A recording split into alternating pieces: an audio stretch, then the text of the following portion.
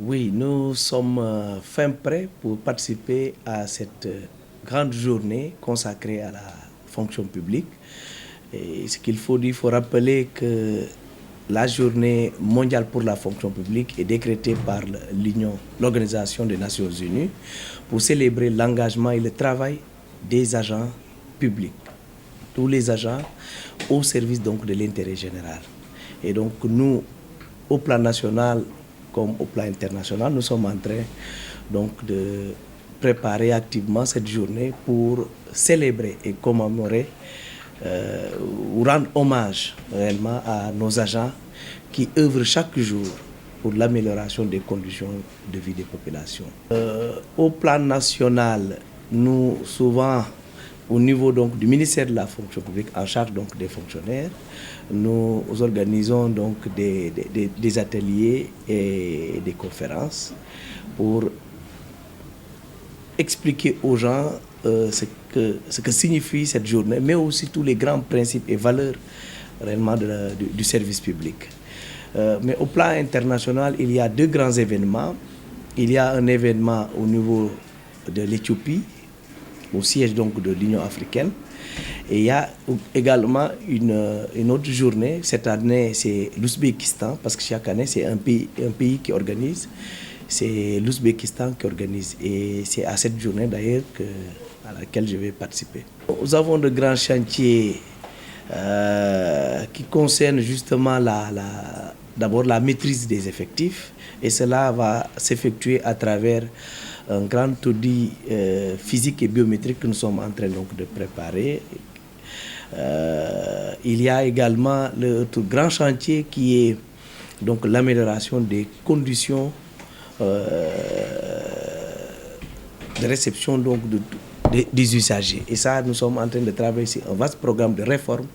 de l'administration en profondeur qui nous permettra donc d'arriver à offrir des services publics de qualité et offrir aussi aux Sénégalais un service public beaucoup plus accessible et performant. Vous savez, normalement, la fonction publique est marquée par un certain nombre de valeurs. D'abord, c'est la mutabilité, qui est l'adaptation de l'administration aux besoins de l'usager. C'est l'administration qui doit s'adapter aux besoins de l'usager. Donc, de ce point de vue, l'usager est regardé comme un client. Un client, donc, de ce point de vue, il faut bien le traiter. Donc, l'administration, on ne peut plus continuer avec cette façon de faire, une administration de commandement où on donne des ordres, on dicte ici des visions et des orientations aux citoyens. On est plutôt à l'écoute et au service donc, du citoyen. Et c'est dans cette perspective-là que nous nous inscrivons et nous inscrivons notre action de tous les jours. Et c'est pourquoi il y a beaucoup de changements de paradigme, parce que nous voulons quitter cette administration de commandement vers une administration réellement donc, de délivrance de services publics de qualité. On est obligé de suivre l'évolution du monde. La fonction publique n'est pas une administration à part. Elle est dans une société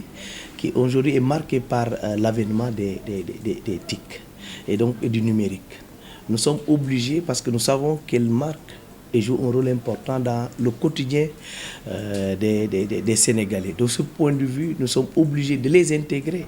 dans notre manière de faire. Et donc c'est pourquoi aujourd'hui nous sommes obligés,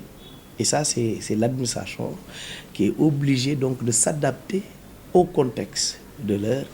et d'adopter réellement le digital dans ses process. C'est pourquoi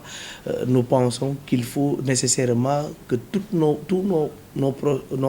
process puissent être digitalisés pour que nous puissions être en phase avec les besoins donc, des usagers du service public. Nous avons préparé la journée mondiale pour la fonction publique. Journée Bobo, Nations Unies m'ont décrété. Nous avons préparé le 23 juin. Nous, au plan national, de faire am may djigo yi ñuy tek pour expliquer nit ñi ñu xam lan moy valeur service public, parce que service public tamit il faut que nit ñi xam ko. Ñun dañuy yëngu ci lepp lo xamné intérêt général. donc tous les agents publics yoo xamante ne ñoom ñu ngi yëngu ci intérêt général ñun journée boobu dañ leen di bugg a rendre un hommage mérité pour lépp li ñuy def ko Sénégal jëm kanam tamit il faut que ñu xam au plan international dafa am ay organisation yoo xamante dañuy organiser journée yi mag a mag Union africaine daf ñoo invité te Sénégal ren dañoo may ñu am stand carrément pour expliquer notre modèle parce que jàpp nañ ni Sénégal bokk na ci dëkk yi am administration yu dëgër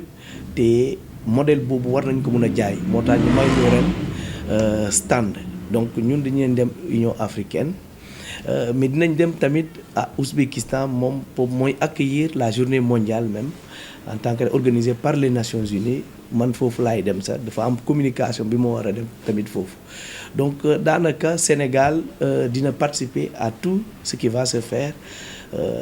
lépp loo xamante dinañ ko def ci wàllum journée boobu pour marquer réellement te tamit sigil suñu liggéeykat yoo xamante chaque jour guddeeg bëccëg ñu ngi def seen kem ay kattam pour que Sénégal jëm kanam. xam nga fonction publique dafa am ay valeurs yi mu am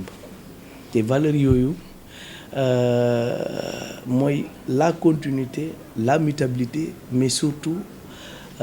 l'égalité devant le service public donc dafa di ay valeurs yoo xamante ne tey di ñoo jàpp ni valeurs yooyu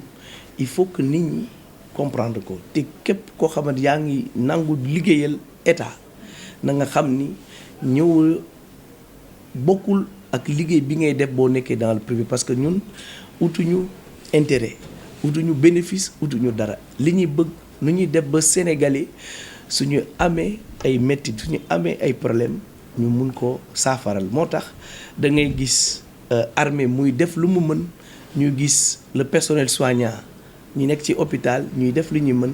ñu ñuy nekk ci biir administration tamit ñu def li ñuy mën pour que bépp citoyen sénégalais mu mun a jot ci service public bi mu bëgg. xam nga monde dafay évoluer te ñëpp nga xam nañ ni tey jii xarale yi bees yi impact bi ñu am ci dundu citoyen yi moo tax tey jii ñun fonction publique tamit mënuñu def dara te intégré wuñu xarale yi bees yi ci lépp li ñuy def moo tax tey jii ñu engagé administration président loolu la ñuy def loolu la ñuy diggal pour que ñu engager administration dans le processus de digitalisation bëggatuñu benn service état am te ñu continuer contact physique bi avec nit ñi parce que xam nga pour lutter même contre la corruption ou des pratiques vraiment de népotisme ci digitalisation mun a jaarale de telle sorte que ku toog këram mun a am un service public jaratul ngay déplacer donc kenn mënatul a nax ba dugal ci yeneen yi moo tax loolu mooy importance su digitalisation te ñu ngi ci bu baax a baax am un programme tey jii sax dañoo am convention bi ñu war a signer avec une entreprise coréenne boo xamante ni c'est un centre d'incubation bi ñuy jàppale ci digitalisation boobu la. dañoo am chantier yu bëree nag mais mën nañ citer ñaar yoo xamante ne mooy des chantiers phares. D'abord il faut que ñu fonction publique maîtriser ses effectifs te loolu